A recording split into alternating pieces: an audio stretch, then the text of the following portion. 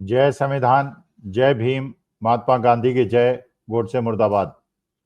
मैं देश के युवाओं से एक अपील करना चाहता हूं, एक निवेदन करना चाहता हूं कि आजकल जो हमको डिस्कस कर रहे हैं और जो पूरे देश के अंदर डिस्कशन हो रहा है, एक ऐसा बहुत बड़ा मुद्दा जिस पे शायद आपका ध्यान गया हो, न गया हो, लेकिन कृपा करके उस जो सूचना है उसको जरा इंटरप्रेट करने की कोशिश कीजिए, उसको समझने की कोशिश कीजिए कि आपके भावी जीवन पर उसका क्या प्रभाव पड़ने वाला है। देखिए, जो बुजुर्ग लोग हैं उनका जीवन तो बीत गया, लेकिन जो अभी जीवन की अपनी दूसरी कक्षा में प्रवेश कर रहे हैं गृहस्थ आश्रम में, उनके लिए बहुत ज्यादा आवश्यक है कि ये जो खबर है इसकी महत्ता को समझें। आज पूरा देश जो डिस्कस कर रहा है और सब यूट्यूबर्स, सब कुछ गोदी मीडिया, जो डिस्कशंस हो रहे हैं वो एक तो ऑपरेशन सिंदूर पे हो रहे हैं और बिहार के अंदर एसआईआर पे हो रहे हैं। होने भी चाहिए, बहुत बड़े मुद्दे हैं, क्योंकि जो एसआईआर का मुद्दा है वो देश के लोकतंत्र के साथ बहुत बड़ा खिलवाड़ है। जिस प्रकार चुनाव आयोग कर रहा है वो देश के अंदर एक अराजकता की स्थिति पैदा कर रहा है, एक तानाशाही थोपने का प्रयास कर रहा है कि अब इलेक्शन कमीशन डिसाइड करेगा कि कौन देश में वोटर बनेगा, कौन नहीं बनेगा।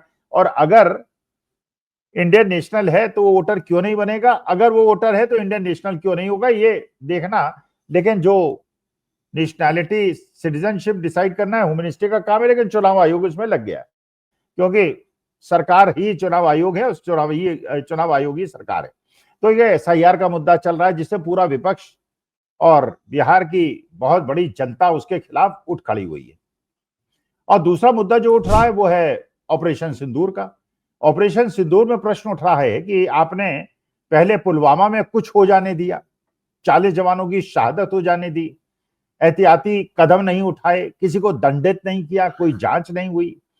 उसके बाद वही चीज बिल्कुल एग्जैक्ट रेप्लिका, वही चीज पहलगांव के अंदर हुई।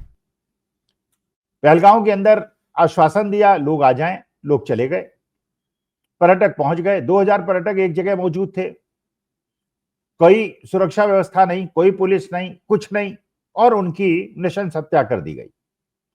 कुछ दिन बाद, मानी बात है कि देश की जनता, बाकी समाज जिनके घर में लॉस नहीं हुआ है, ह्यूमन लाइफ की लॉस नहीं हुआ है, उनको तो बहुत ज्यादा नहीं पड़ेगा, लेकिन जिनके परिवार सूने हो गए और जिन बेटियों के सुहाग उछड़ गए, उनके तो जीवन में बहुत बड़ा दीर्घगामी असर इसका पड़ेगा। और ये कहा भी शुभम द्विवेदी की पत्नी ने कानपुर में, वो स्टेटमेंट भी दिया कि उसकी भावनाओं को कष्ट होता है जब भारत पाकिस्तान के साथ सितंबर में क्रिकेट मैच खेलने का प्रयास करता है। और जय शाह साहब, अमित शाह साहब के बेटे हैं, होम मिनिस्टर साहब के बेटे हैं और खुद आईसीसी के प्रेसिडेंट हैं, तो अब उनकी इच्छा के खिलाफ तो कोई जा नहीं सकता। लेकिन जिन पाकिस्तानियों ने हमारे देश के लोगों की हत्या की है, उनके साथ क्रिकेट खेलने का प्रपंच चल रहा है। और सारा डिस्कशन जो हो रहा है इस बात पे हो रहा है कि ऑपरेशन सिंदूर में हमने ये कर दिया। अरे ऑपरेशन सिंदूर आपने नहीं किया, वो सेना ने किया। जो आपने करना चाहिए था वो आपने नहीं किया, इसलिए ऑपरेशन सिंदूर करना पड़ा।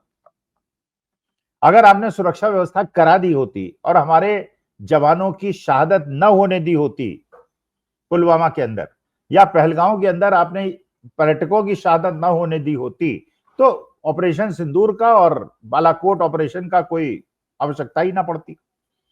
लेकिन सारा डिस्कशन जो होना भी चाहिए उसमें हो रहा है। चलिए, जो मैं कह रहा हूं कि जवानों को, नौजवानों को इस बात पे विचार करना चाहिए, वो ये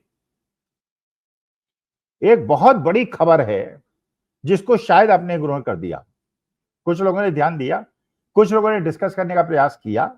वो ये कि टीसीएस जैसी प्रतिष्ठित कंपनी जो इंफॉर्मेशन टेक्नोलॉजी की लीडर है, उसने निर्णय लिया है कि 12,000 कर्मचारियों की छटनी करेगी।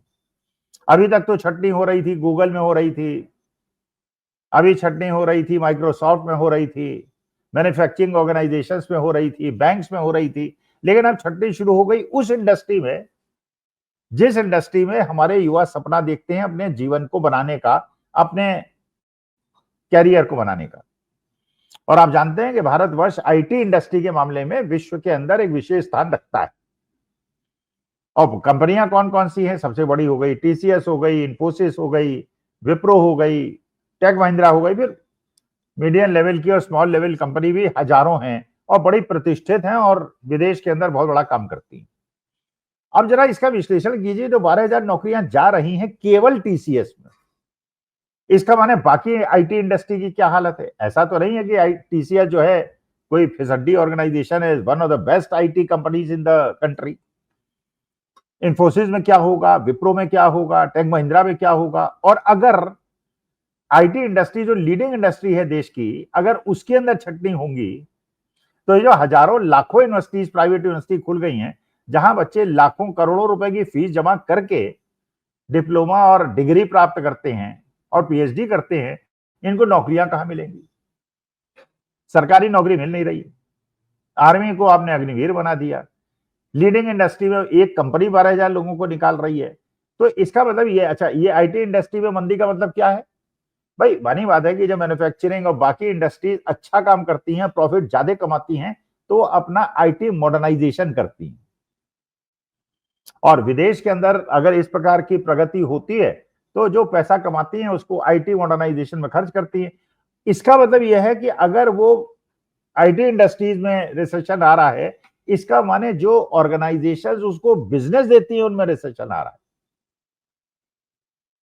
तो जब बिना रिसेशन आए हुए वर्ल्ड ऑर्डर में अगर भारत के अंदर नौकरियों की और रोजगार की और उद्योगों की और छोटे दुकानदारों की ये स्थिति है, तो अगर वास्तविकता में मंदी आ गई, जो टीसीएस में 12,000 लोगों को नौकरी दिलाने से इंडिकेशन मिल रहा है, तो yes we should discuss SIR, we should discuss operation Sindoor. और जो सरकार करना चाह रही है उसके खिलाफ हमें विरोध प्रकट करने का अधिकार है, हमारा लोकतांत्रिक अधिकार है, लेकिन हमें इस चीज को भी इग्नोर नहीं करना चाहिए।